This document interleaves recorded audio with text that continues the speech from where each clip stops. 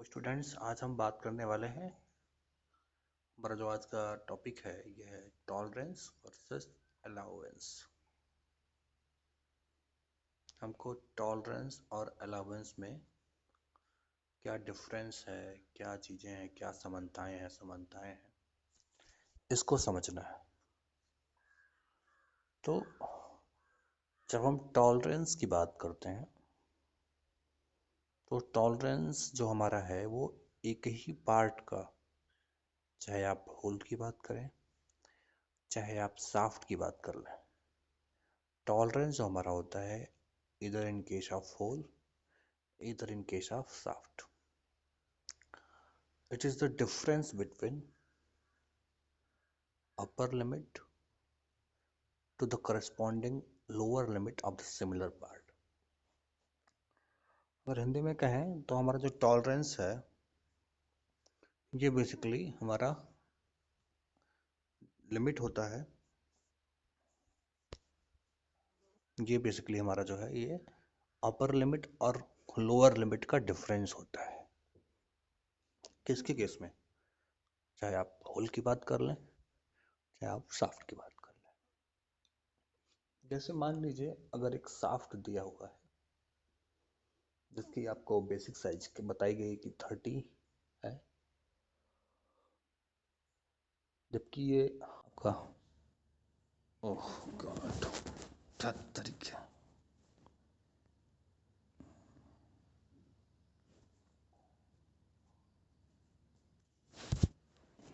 जबकि आपका जो बेसिक साइज दिया हुआ है शाफ्ट की, इसमें मान लीजिए वो 30 मिलीमीटर है और दिया गया है कि यह शाफ्ट जो हमारा है वो यूनिलैटरल सिस्टम में है।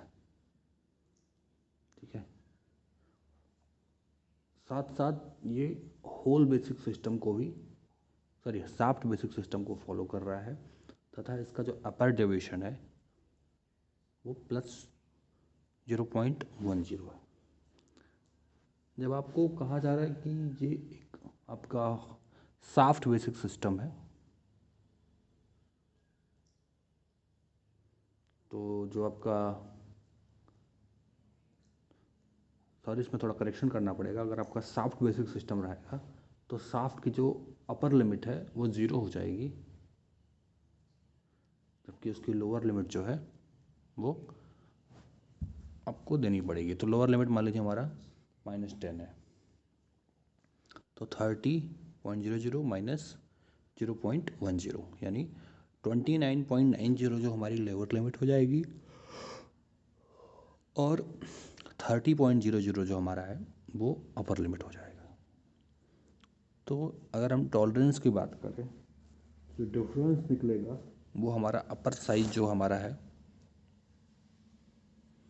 जो हमारा टॉलरेंस का अपर साइज है वो है 30.00, जबकि जो हमारा लोअर साइज है अगर हम यहाँ लिखना चाहें तो ये 30.00, ठीक है, 30.00 माइनस 29.90, तो जो हमारा टॉलरेंस आ जाएगा वो आ जाएगा इक्वल टू, हमारा टॉलरेंस होगा वो 10 mm का आ जाएगा।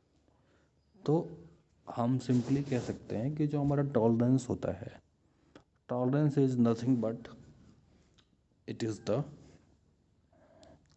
क्या है tolerance? Tolerance is nothing but it is the difference between upper size minus lower size. और यह होल के लिए अलग हो सकता है, शाफ्ट के लिए अलग हो सकता है, कि ज़रूरी नहीं कि होल और शाफ्ट दोनों के केस में एक ही हो, इसकी अलग अलग वैल्यू दी जा सकती है। ये दिया क्यों जाता है? क्योंकि जैसा कि हम जानते हैं कि कोई भी पार्ट एग्जैक्टली सिमिलर साइज का नहीं बनाया सकता, यानी किसी भी पार्ट को सिमिलर साइज का ना बना पाने के कारण हम किसी भी पार्ट में टॉलरेंस देते हैं, यानी उसके अपर लिमिट या लोअर लिमिट या बेसिक साइज में कितना डेविएशन आ रहा है उसको हम मनाते हैं। अब अगर हम यहाँ बात करें अलाउंसेस की, तो अलाउंसेस जो हमारे दिए जाते हैं वो दो मेटिंग पार्ट्स के बीच में दिए जाते हैं। उन दो पार्ट्स में क्या चीज़ें हैं, कैसी चीज़ें हैं। तो अगर हम आगे देखें सब्सिक्वेंटली स्लाइड्स में हम देखेंगे कि टॉलरेंस क्या है, अलाउंसेस क्या है, कैसे इन दोनों को डिफरेंशियल वाइज और सारी चीज़ों के बेसिस पे हम कैसे कैसे अलग कर पाएंगे, ये सारी चीज़ें हम समझने की कोशिश कर रहे हैं। आगे बढ़ते हैं। देखिए टॉलरेंस क्या है, इसकी परिभाषा यहाँ दी गई है।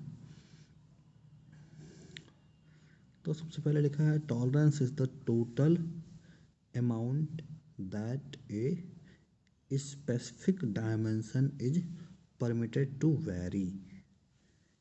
यानी क्या मतलब होगा इसका? इसका मतलब ये होगा कि टॉलरेंस वो कुल अमाउंट है जिसमें कि एक डायमेंशन क्या हो सकता है, वेरी कर सकता है, बदल सकता है। ठीक है, तो टॉलरेंस क्या है बेसिकली? टॉलरेंस वो उतना अमाउंट है जिसमें एक दिया हुआ डायमेंशन अपने आप को बदल सकता है बिना किसी परेशानी के। सेकेंड पॉइंट में देखिए, इसको पढ़ते हैं। इसमें है it is the difference between the maximum and the minimum limit of the dimension. यानी ये क्या है tolerance? It is the maximum and minimum limit for the dimension. यानी अगर आप एक होल बना रहे हैं तो होल का जो मैक्सिमम मेटल लिमिट है, यानी होल के केस में जो हमारा मैक्सिमम मेटल लिमिट होता है वो छोटी साइज होती है, जबकि होल के केस में हमारा जो मिनिमम मेटल लिमिट है वो होल की मैक्सिमम साइज है। शाफ्ट के केस में ठीक इसका उल्टा होता है। शाफ्ट के केस में जो हमारा मैक्सिमम मेटल लिमिट है वो उसका मैक्सिमम डायमीटर होता है, जबकि जो उसकी मिनिमम मेटल लिमिट है उसका लोअर डायमीटर होता है। तो maximum metal limit, minimum metal limit दोनों जो है होल और शाफ्ट के केस में अपोजिट होते हैं। तो इनको हमें यहाँ पे समझना होता है। अब देखिए क्या कहा जा रहा है कि ये क्या है, ये डिफरेंस है किसके इसके बीच में, maximum and minimum limit for the dimension. Her dimension के करस्पॉन्डिंग, हर पार्ट के करस्पॉन्डिंग, चाहे वो जो मेल पार्ट हो, फीमेल पार्ट हो। ठीक है, तो उसमें क्या होता है कि उसमें आपको डायमेंशन में मैक्सिमम लिमिट और मिनिमम लिमिट दिया जाता है, क्योंकि कोई भी डायमेंशन एग्जैक्टली सेम साइज का नहीं बनाया जा सकता। तो उसको कंप्लीट करने के लिए उसमें जो डिफरेंस आता है, अगर हम सब्सट्रैक्ट कर दें मैक्सिमम मेटल लिमिट को और मिनिमम मेटल लिमिट को, तो हमें जो मिलेगा वो मिल जाएगा, क्या मिलेगा, वो टॉलरेंस कहलाएगा। और हमारा जो थर्ड पॉइंट है वो क्या है देखिए, for example a dimension given as 1.625 plus minus 0.002। इसका मतलब ये हुआ कि जो हम पार्ट बना रहे हैं वो 1.625 प्लस 0.002 या 1.625 माइनस 0.002 इन तीनों के बीच में हो। वो पार्ट जो 1.627 या 1.623 इनके बीच में कहीं लाई करे। ठीक है, ये 1.627 जो हमारी है, it is known as upper limit. यानी जो पार्ट हमारा है वो अधिकतम इतना बड़ा हो सकता है। वाइल 1.623 क्या है, ये 1.623 is lower limit of the part. ठीक है, तो हमारा अपर लिमिट हो गया, ये लोअर लिमिट हो गया। और जो हम या जो भी मैन्युफैक्चरर हमारे पार्ट चाहते हैं वो ये जो लिमिट है उनके बीच के होने चाहिए। यानी वो पार्ट आपका 1.624 हो सकता है, 1.625 हो सकता है, 1.626 हो सकता है, 1.627 and 1.623 is also allowed. So we can say that all the parts ranging between 1.6230, okay, greater than 1.6230 and equal to or less than 1.6270, okay. So all the parts starting from 1.6230 to the end, till the end 1.6270, all the parts are acceptable and all the parts are allowed. These two limits are known as maximum limit or minimum limit, or we can say that, we can also say that these are known as maximum size or minimum size, or maximum limit और minimum limit. अब क्या हो रहा है देखिए यहाँ पे, ये कहा जा रहा है कि जो टॉलरेंस होता है वो इनके बीच का डिफरेंस होता है। So if we subtract maximum metal limit which is 1.627 to the minimum metal limit or 1.623, तो यदि हम अधिकतम जो हमारी मेटल लिमिट है और उसको मिनिमम मेटल लिमिट से घटा दें, देन वी विल गेट, तो हमें मिलेगा क्या, 1.627 माइनस 1.623, सब्सट्रैक्ट कर लेंगे तो आपको मिल जाएगा 0.004, and that 0.004 is the tolerance of that particular part. अगर हम हिंदी में कहें कि यदि आप 1.627 या से 1.623 दोनों को घटा देते हैं तो आपको जो वैल्यू मिलेगी वो होगी 0.004, और ये क्या होगा, ये हमारा लिमिट होगा, ठीक है, ये लिमिट डायमेंशन हमारी होगी। तो ये हमारी चीज़ें हो गई। आगे देखते हैं, यहाँ देखिए एक टॉलरेंस दिया हुआ है, एक सॉफ्ट और होल का सिस्टम दिया हुआ है जिसमें tolerance is similar for hole as well as shaft. तो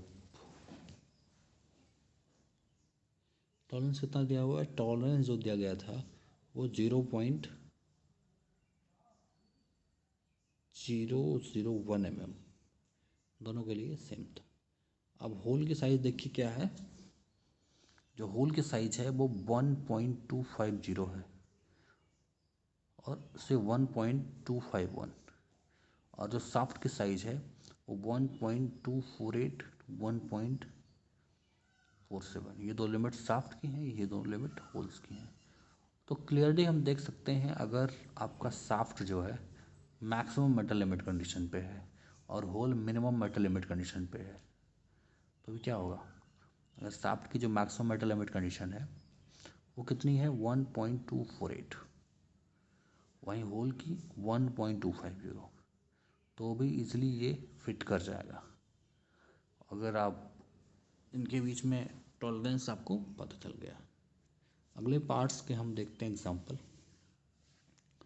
देखिए जो हमारा सॉफ्ट दिया हुआ है उसमें साइज जो दिया हुआ 1.247 और 1.248, यानी सॉफ्ट की जो मैक्सिमम लिमिट है 1.247 है और 1.248 आपकी 248 जो है मैक्सिमम मेटल लिमिट है और 1.247 जो है मिनिमम मेटल लिमिट है।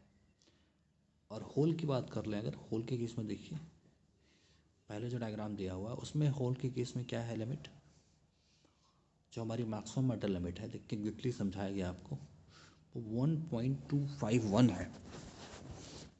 ठीक है, पहला केस हमारा है, यहाँ देखिएगा इस पॉइंट पे, यहाँ पे तो आपका ये दिया हुआ है, ये जो हमारा पार्ट है इसको हम साफ्ट कहेंगे।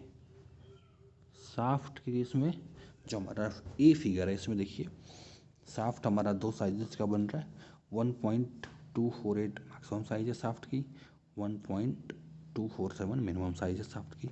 वहीं होल के केस बात कर लें अगर हम,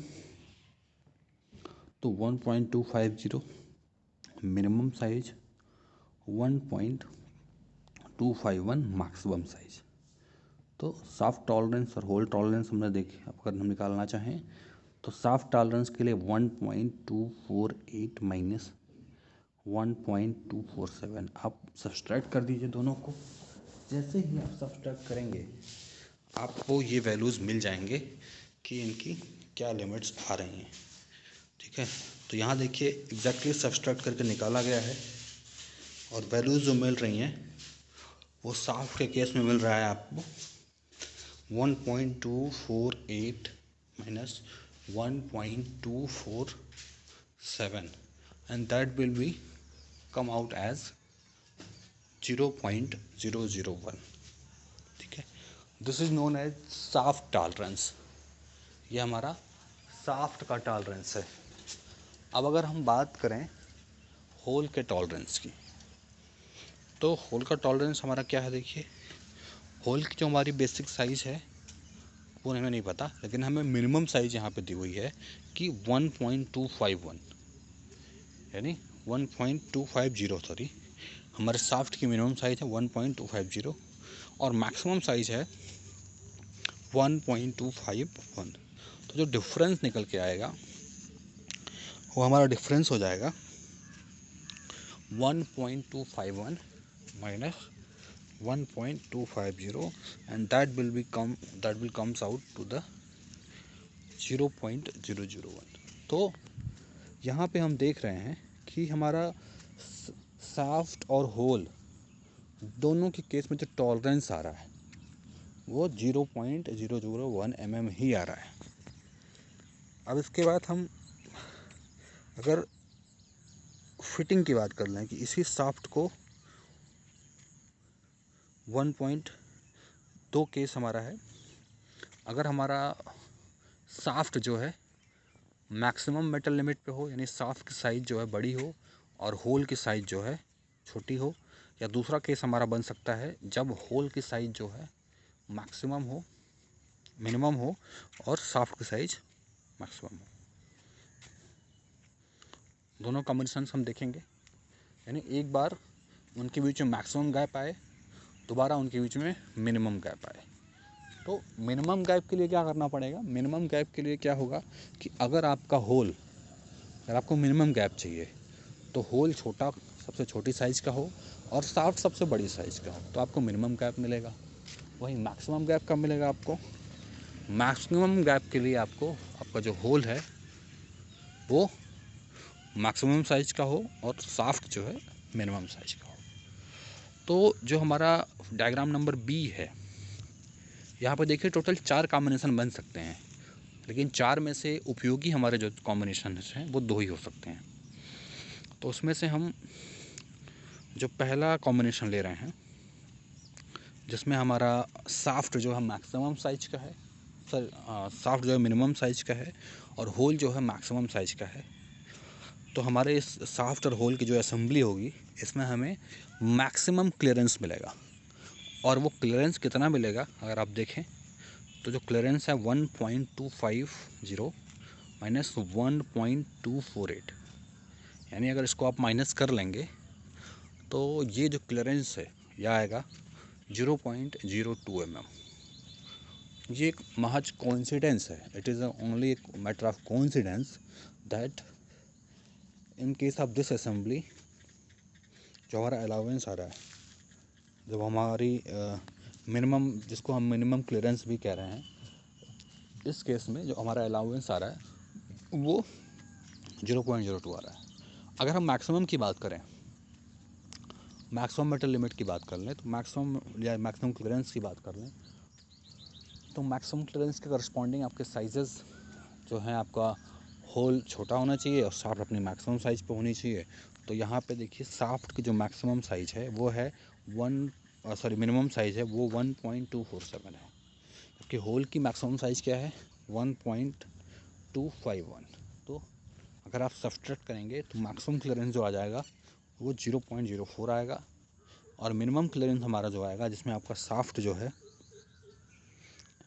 मिनिमम क्लियरेंस के लिए शाफ्ट मैक्सिमम साइज़ पे हो और होल मिनिमम साइज़ पे हो, वो 0.02 है। तो ये 3 एग्जांपल से आप आसानी से समझ सकते हैं कि होल के टॉलरेंसेस क्या हैं और अलाउंसेस कैसे निकालेंगे, मैक्सिमम क्लियरेंसेस कैसे निकालेंगे।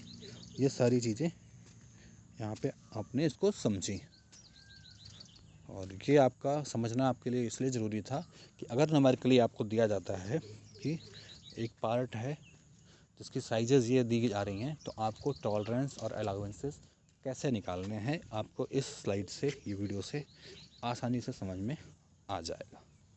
और ये बहुत ही इंपॉर्टेंट एग्जांपल है। देखिए इस न्यूमेरिकल में, इस टाइप के एग्जांपल्स में you don't need to do so much calculation. It is a quite simple numerical. Just you have to find out the maximum metal limit for hole, minimum metal limit for hole, maximum metal limit of the shaft, and minimum metal limit of the shaft. Only these 4 parameters are required for the calculation of allowances as well as tolerances. If we have all these 4 parameters, we can easily go for the calculation of the tolerances and allowances for 2 different meeting parts. Okay. It is quite easy to calculate them, since they are basically the algebraic differences between different sizes of hole and shaft.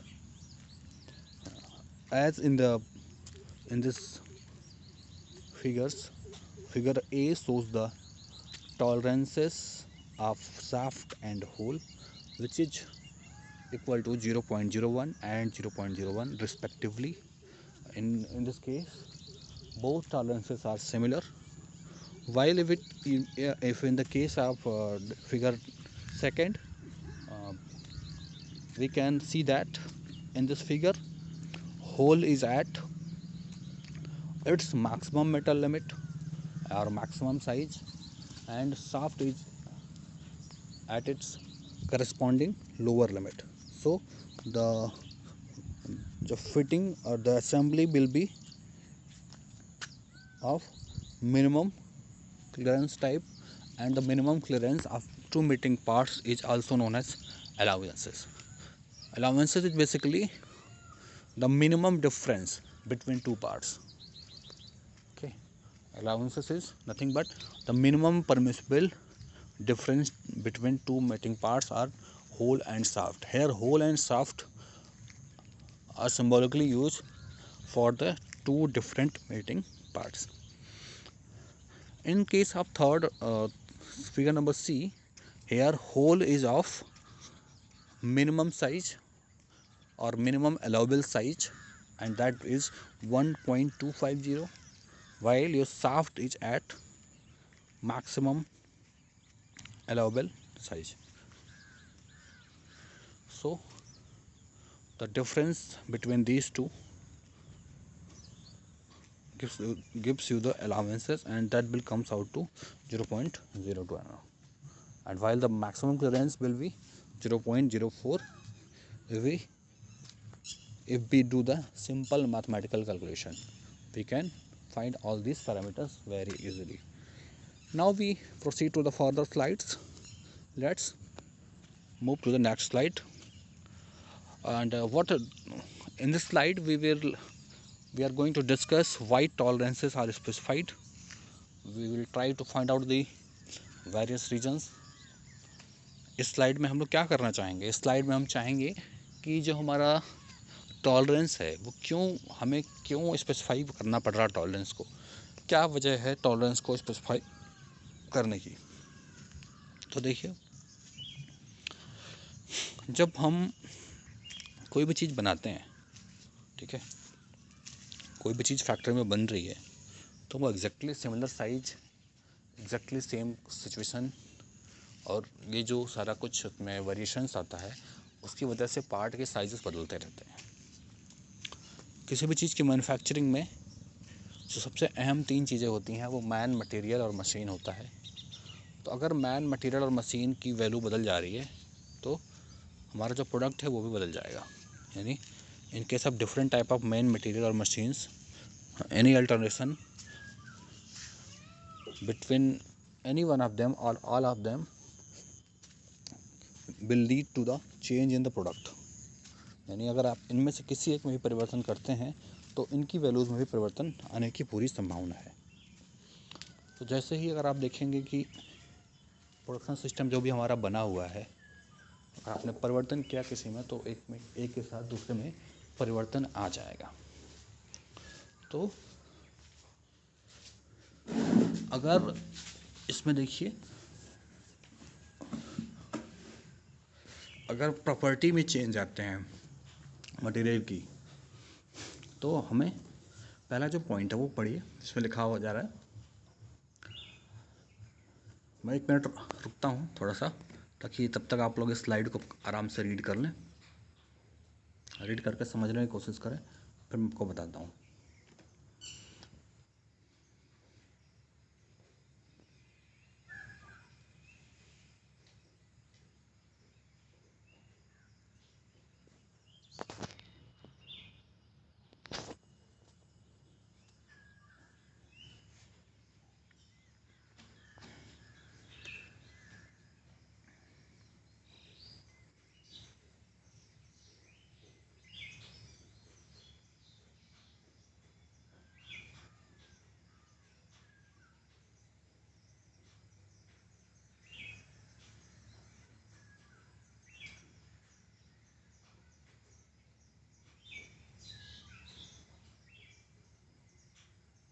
ठीक है, तो सबसे पहला point हम देखते हैं, पढ़ते हैं इसको एक बार स्लाइड को पूरा। तो ये पॉइंट है, variations in properties of the material being machined introduces errors. तो ये पॉइंट जो कह रहा है कि variation in property of material, हमने बात की थी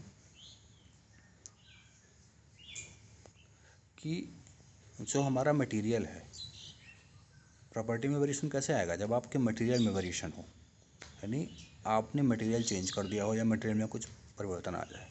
तो अगर मटेरियल्स में कोई परिवर्तन है या कोई परिवर्तन आ रहा है, तो जो मशीन हमारा मटेरियल हो रहा है और उसमें कोई परिवर्तन है, तो वो भी हमारा एरर या डेविएशन प्रोड्यूस करेगा।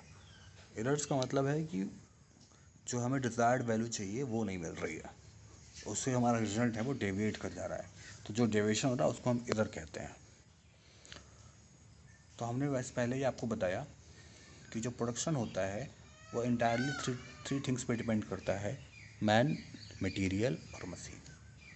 तो जैसे ही वेरिएशन होगा पहले प्रॉपर्टीज़ में वेरिएशन का मतलब है कि उनकी जो वैल्यूज़ हैं वो चेंज हो रही हैं। जैसे ही वैल्यूज़ में चेंज आएगा, आपका जो डिज़ायर रिजल्ट है वो नहीं मिलेगा, उसके सिवाय कुछ और रिजल्ट मिलेगा, और हम ये कह सकते हैं कि उससे हमारा प्रोडक्शन में एरर आ रहा है।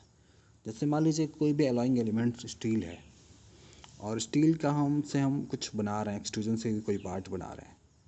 तो एक्सट्रूजन के ज़रिए जो पार्ट बनाया जा रहा है, अगर उसकी जो कंपोजिशन है या उसमें जो अमाउंट ऑफ इम्प्योरिटीज़ है या उसको बनाने में जो भी प्रोसेस फॉलो किया जा रहा है, उसमें किसी स्टेज में कोई इम्प्योरिटी आ गई या किसी स्टेज को क्वालिटी कंट्रोल डिपार्टमेंट ने सही से चेक नहीं किया, तो जो रॉ मटेरियल हमारा पहले आता था, जो उससे हमारा पार्ट बन के निकलता था, अब क्या होगा कि उसमें परिवर्तन आ जाएगा, और उसी सेम सेट ऑफ पैरामीटर से जो ऑपरेटर से सेम सेट ऑफ पैरामीटर से सेम मशीनिंग कंडीशन में भी वो जो प्रोडक्ट मिल रहा है उनमें कुछ ना कुछ डिफेक्ट आ जाएगा, और ये डिफेक्ट जो है एरर के फॉर्म में इसको हम काउंट कर सकेंगे। अगला देखिएगा, जो प्रोडक्शन मशीनें हैं वो कोई भी मशीन हो उसमें कुछ एरर्स कई बार कुछ एरर्स भी आ जाते हैं। उनमें सम सेल्फ कंटेनिंग एरर्स होते हैं, कुछ इनहेरेंट एरर्स होते हैं, इनएक्यूरेसीज होती हैं जिनको कम्प्लीटली कभी दूर नहीं किया जा सकता। कुछ बैकलैश एरर हो जाती हैं, कई टाइप के एरर्स ऐसे आ जाते हैं जो कि मशीन में परमानेंटली पड़े रहते हैं, जिन्हें हम कभी भी चाह के भी दूर नहीं कर सकते हैं। तो जब ऐसी मशीन्स में जिनमें एरर्स है और कोई भी मशीन 100% एक्यूरेट नहीं बनाई जा सकती, तो जिन मशीनों में एरर्स हैं, मान लीजिए, तो अगर मान लीजिए स्केल में एरर है या वेइंग स्केल पे एरर है, मान लीजिए वो मशीन कुछ इनपुट की तरह यूज कर रही है, उसको इनपुट करने में कोई एरर है मान लीजिए, या उसके जो सर्वो मोटर लगा हुआ उसमें मोटर्स लगे हैं, पोजिशनिंग सिस्टम लगा है, पोजिशनिंग सिस्टम में कोई एरर है, तो जहाँ पे पोजीशन करना है एग्जैक्टली वहाँ ना करके उसे थोड़ा सा पहले कर लेगा। तो जैसे कि पता है सारी चीज़ें यहाँ पे जो हमारा मशीनें होती हैं डिजिटल इलेक्ट्रॉनिक्स की, डिजिटल की दुनिया में सारी जो हमारी मशीनें हैं वो बाइनरी में मूव करती हैं, बाइनरी डेटा में यूज करती हैं। तो वो 0 या 1, तो मान लीजिए एक सर्कल बनाना है तो कितना छोटा भी स्टेप चलेगा, वो सर्कुलर पाथ पे नहीं चलते हैं, वो सीधे एक्स वाई या 0 और 1 के फॉर्म में चलते रहते हैं। एक्स वाई के फॉर्म में चलेंगे तो फिर भी वो कम्प्लीटली एग्जैक्टली सर्कल नहीं बना पाएंगे, उनका जो पार्ट होगा वो थोड़ा कहीं ना कहीं सर्कल जैसा बनेगा बट एग्जैक्टली सर्कल नहीं होगा। तो इन सब की वजह से इनएक्यूरेसीज आ जाते हैं। और जो थर्ड नंबर का हमारा पार्ट है वो कहा जा रहा है, it is impossible for an operator to make perfect settings. यानी यह असंभव है किसके लिए, एक ऑपरेटर के लिए, कि वो परफेक्ट सेटिंग कर पाए। कोई भी ऑपरेटर हो वो परफेक्ट सेटिंग नहीं कर पाएगा कि वो पार्ट को एग्जैक्टली सिमिलर साइज का बनाया जाए। ठीक है। While setting up the tools and workpiece on the machine, some errors are likely to creep in. यानी देखिए, अगर कोई भी ऑपरेटर है वो कितना भी ट्रेंड हो, कितना भी स्किल्ड हो, अगर उसको कहा जाए कि आप परफेक्ट सेटिंग करनी है तो वो फिजिबल कई बार उसके लिए नहीं होता है। जब हम टूल्स और वर्कपीस मशीन पे सेट करते हैं तो कई बार कुछ एरर्स उनकी सेटिंग के दौरान ही आ जाते हैं, जिनको दूर करना बहुत ही मुश्किल होता है, क्योंकि हमें पता ही नहीं है कि हमको सेटअप टाइम में ही उसमें एरर आ गया। जैसे मान लीजिए कोई हमारा कटिंग टूल है, लेथ पे हम काम कर रहे हैं। अब जो डे 1 पे हमारे लेथ कटिंग टूल की जो लंबाई थी, कुछ मशीनिंग, कुछ पार्ट्स उसको कट करने के बाद उस टूल की लंबाई में कुछ प्रॉब्लम आ जाएगी, कुछ कमी हो जाएगी, लेकिन हम तो सेम फीट और सेम डेप्थ मान के कटिंग कर रहे हैं। ठीक है। या जो आप वाइस यूज कर रहे हैं वो धीरे धीरे करते यूज करते करते उसमें थोड़ा सा जितने टाइटली वो थोड़ी सी लूजनेस आ जाएगी उसके स्क्रूज में। तो ये सारे कई पैरामीटर्स ऐसे भी होंगे कि जो आपका स्पिंडल है उसमें कोई प्रॉब्लम आ गई, जिनको आपको पता ही नहीं कि ये भी प्रॉब्लम, इस टाइप की प्रॉब्लम हो सकती है, उसको सेटअप करने में कुछ समस्याएं आ गई। तो उनको बिना जाने अगर आपने प्रोडक्शन के लिए आप जाते हैं, प्रोडक्शन करते हैं, तो आपके एरर आने के चांस बहुत ज़्यादा हो जाएंगे।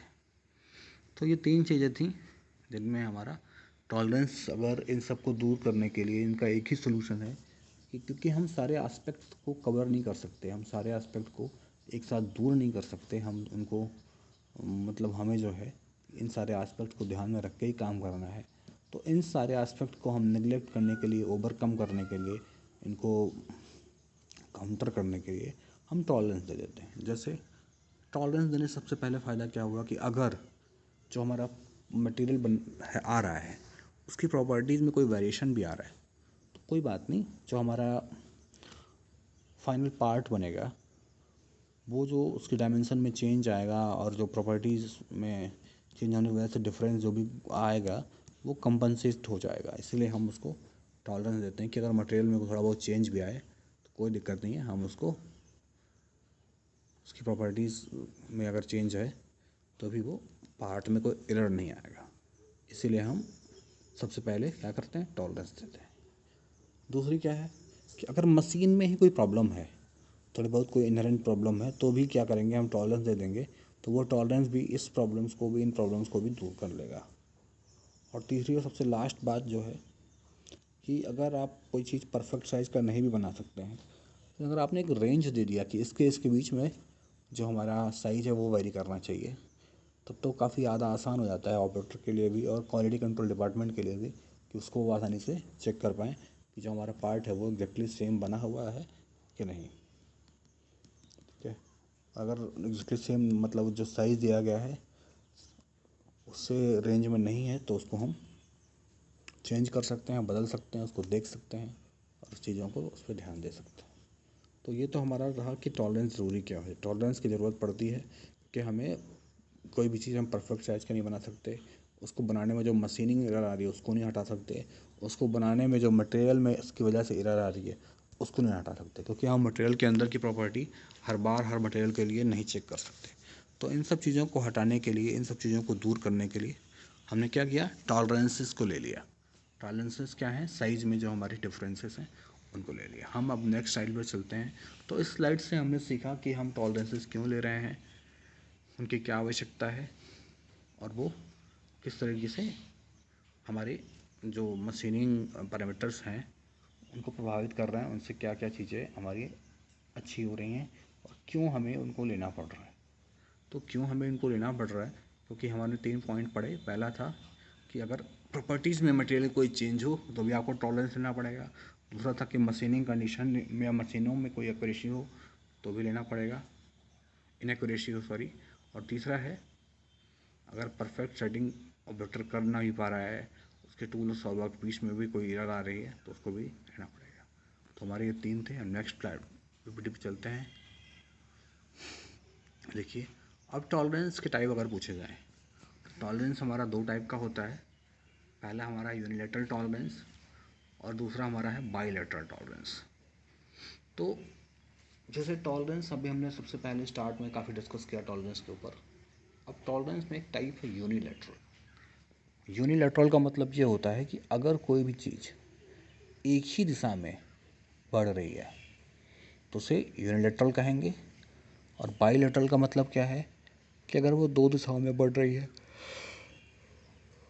तो उसे हम बाईलैटरल कहेंगे। मैं 1 मिनट होल्ड कर रहा हूँ, ज़रा आप लोग ये पूरा रुकता हूँ और आप लोग इस स्लाइड को पढ़ लें, फिर हम आगे डिस्कस करेंगे।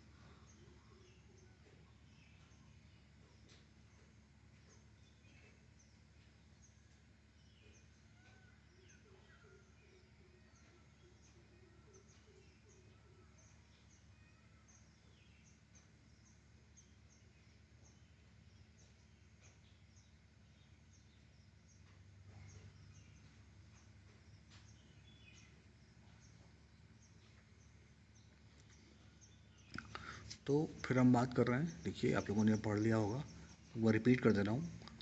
यूनिलैटरल टॉलरेंस में क्या है, when the two limit dimensions are only one side of the nominal size. ठीक है, इधर अबव और below, the tolerances are said to be unilateral.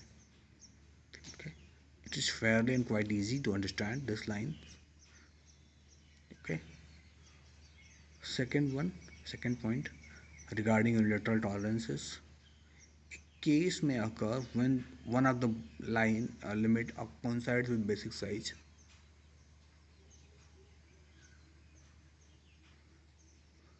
Okay, for bilateral tolerance, when the two limit dimensions are above and below the nominal size, the tolerances are said to be bilateral. तो फिर से हिंदी में पढ़ते हैं इसको। जब हमारा जो लिमिट डायमेंशन है किसी शाफ्ट के एक ही साइज रहे, यानी पॉजिटिव में रहे या नेगेटिव में रहे, तो इस टाइप के टॉलरेंस को हम यूनिलैटरल टॉलरेंस कहते हैं। ठीक है, ये जो हमारा नॉमिनल साइज है उसको उसके एक ही तरफ हम इस टाइप के टॉलरेंस को देते हैं।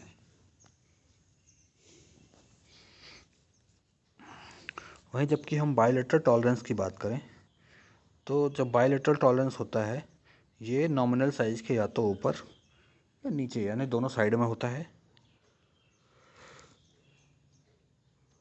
तो ऐसे टॉलरेंस को हम बायलैटरल टॉलरेंस कहते हैं।